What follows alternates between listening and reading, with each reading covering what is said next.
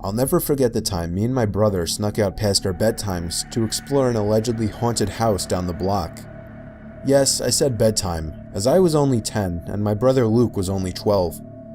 When our parents said goodnight to us, I went to Luke's room and we took a couple hand-powered flashlights with us and hopped outside through the window. Luckily, his room was on the first floor. Those hand-powered flashlights worked by constantly pushing in a little trigger that would create light inside the lens. They were noisy as hell, but they were convenient. Once we were outside, we just walked down the block, and in 2 minutes we were there. It was rumored by all the neighborhood kids and teens that the place was haunted. Everything about it was creepy. The older, more antique design of the house, the isolation from the rest of the houses, and the broken windows and rotting wood. It seemed perfect for a horror movie. We went around to the backyard. This was all my curious and confident brother's idea. I was scared shitless. The door was locked, as expected. I felt a bit of relief, thinking we might just go home, but my brother made a shocking move next. He grabbed a plank of wood laying in the grass and began smashing the already chipped window. Eventually there was enough of an opening to unlock it and slide it up completely. We hopped inside and began cranking those noisy-ass flashlights. Immediately after entering the house, we both picked up on the fact that it was like 90 degrees in there, which was odd as it was a September night in the mid-70s. There was no graffiti or anything anywhere. In fact, it was relatively empty besides a few pieces of furniture that were clearly not worth taking along. It seemed we were the first to enter the house, shockingly, or at least from the back. We went upstairs to the main floor from the little den area and continued cranking the flashlights. That's when we heard the slightest crack in the floorboards from right above us. We both jumped. I tugged for Luke to leave, but he told me the place is old as hell, it's just house noises. I stopped cranking the flashlight at this point, and I urged Luke to do the same, but he only called me stupid for suggesting something so ridiculous. Then there was another crack in the floorboards from above us. He began walking upstairs. I didn't want to go up there, but I was not about to stay down there alone. I followed behind him to the upstairs. There was a door that led to a room right above where we were standing. I begged him not to open it, but he must have just wanted to be the big, tough older brother. He began to reach for the doorknob while still cranking the noisy flashlight, but then he stopped. I was confused. I could see in the dark he was moving his ear up against the door, listening for something. Silence. Then, the most deafening, nightmare-inducing moment of my life. A single bang on the door from the other side sent my brother staggering into the wall in pain, covering his ear. We dropped the flashlights and ran straight out the back door and back home. We were so loud when we got back that our parents found us out. We told them what happened, but they naturally didn't care and grounded us both for a week. 2 nights later, I woke to the sound of something from outside my window and a glare of brightness sneaking in through my slightly opened blind. I sat up, and my heart sank when I realized it was the sound of the crank to my flashlight. I stood up and looked out the window, and that's when it stopped. There was nothing but complete blackness out there after that. I woke the next day barely remembering what happened, and I still hope today that that part was just a dream.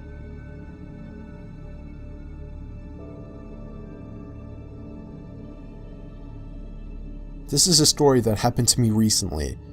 I was still in my first year of university, and I've only just made friends with a few other students. Albeit an old and notorious university for its ghostly figures and paranormal activity, the campus janitors and security were all too familiar with unusual reports. The art and design faculty was subjected to the oldest campus of the 4 separate buildings, and the block my class happened to progress in was the allegedly haunted section as well. It was late in the afternoon, just before 5, and my friend needed to use the restroom. She asked me to accompany her, and I obliged, seeing it as an opportunity to rest my eyes from the strains of the projector. She rushed into one of the stalls, and I waited outside the bathroom. Feeling that she would take longer than I initially anticipated, I decided to walk back to class without telling her. As soon as I sat down, she barged into the class calling out for me. According to her claim, she heard the sink's tap turn on and thought it was me playing a prank. As she opened the door, she saw no one else in the restroom besides herself, yet the other stall next to her was locked from the inside. Thinking it was someone else on the toilet, she asked if it was me. No answer. Curious, she looked down the gap but saw no shoes or legs, yet heard feminine whispers and humming from that particular stall. Frightened, she left without saying another word. Class ended and we went home, but the thought of the occurrence remained. We later learned from one of the janitors that no one should ever be in the restroom after 5 in the evening, as there is a known ghost of a woman who resides in the stalls. Needless to say, as juniors in the university, my friends and I decided to never use the bathrooms after the designated time. I'm not in any way saying these claims are true, but everything I told you is true in regards to what I was told. Whether these things I was told by my friend and the janitor are true or not remains a mystery to me.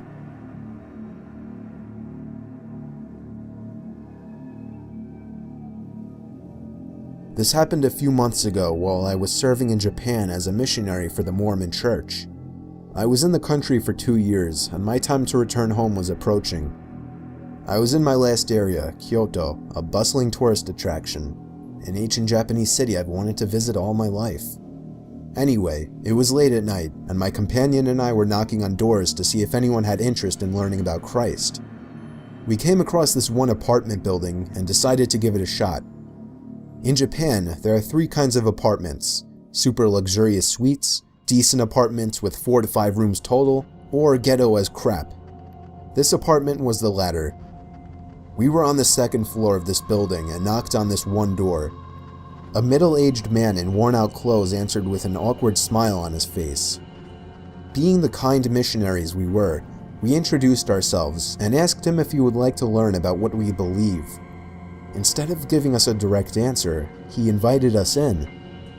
Usually, in missionary work, this is a good sign, but upon stepping foot into that apartment, I knew what we got ourselves into. This apartment reeked with the smell of marijuana and urine. His apartment was puny: a small entryway, a door on the left leading into a bathroom, a small kitchen to the right, and a small multi-purpose room with a small kneeling table, TV, and bed. That's it. Judging by the way he was behaving and most of the decor in his apartment, I knew this guy definitely had some sins worth confessing. He sat us down on either side of the table and started to rant on about how he hates Christians and wants to kill them. That made my companion and I tense up a bit. But the man was plastered. In the time this was going on, he drank like 10 times his weight in booze. We just prayed and hoped he wouldn't recognize who we were and what he was telling us. Then he said, "I'm going to tell you a secret and you can't tell anyone." He then pulled out from under his bed a box. He opened it to reveal thousands and thousands of dollars worth of Japanese yen, and yes, it was authentic. We even examined it. This man was an illegal drug lord who worked with the Yakuza, the Japanese mafia group. We then realized that if this man knew what he just did and showed us, he would kill us for sure, or at least take us hostage. My companion and I feared for our lives and tried to come up with an excuse to get away, but he wouldn't let us go. He kept ranting on about irrelevant things and saying how Christianity was an evil cult of some kind. We tried to explain our side of the story, but there's no use in reasoning with a drunk drug lord who works for the Japanese mafia. It then got to the point where we practically had to run for the door. We said we were leaving, stood up, and quickly walked over to the door. The guy then stood up and began to reach for something in a box, but we never saw what it was. As soon as the door closed, we bolted home, faster than we ever had. The last thing we wanted was him sobering up to find out he had revealed his deepest, darkest secrets to 2 Christian missionaries from America. Had this man not been drunk, he probably would have killed us.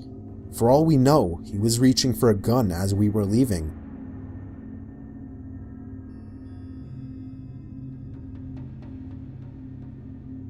When I was 15 years old, I was home alone one night for whatever reason.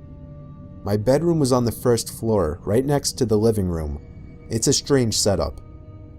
I had the door shut and was playing video games when I heard a strange sound come out from in the living room. It took me a few moments to figure out that it was a tap on the window. I stepped through the dark living room and out the front door and checked the bushes by the window. Nobody was there. I went back to my room with the door open and resumed playing the game.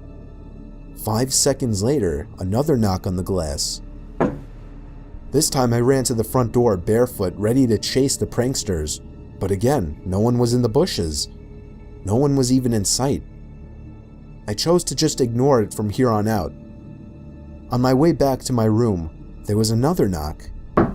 I ran over to the window to try and catch them. There wasn't anyone outside, but I felt something right above the tip of my toes. I looked down and saw the dark shadow of a figure sitting down by the window. I think I was back in my room in a matter of 2 seconds with the door locked. I was hiding under my bed trying to call my dad. The knocking on the glass continued from outside. When I explained to my dad, he called me crazy for not calling the police, so he told me he would for me and to wait in my room with the door locked. I'd say about 5 minutes later, the knocking stopped, and 10 minutes later, the cops arrived. The figure was gone, but there were no signs of entry or exit, as all the doors were locked and all the windows shut. Still, we haven't seen or heard of anything since then, but it's still creepy as hell to think about.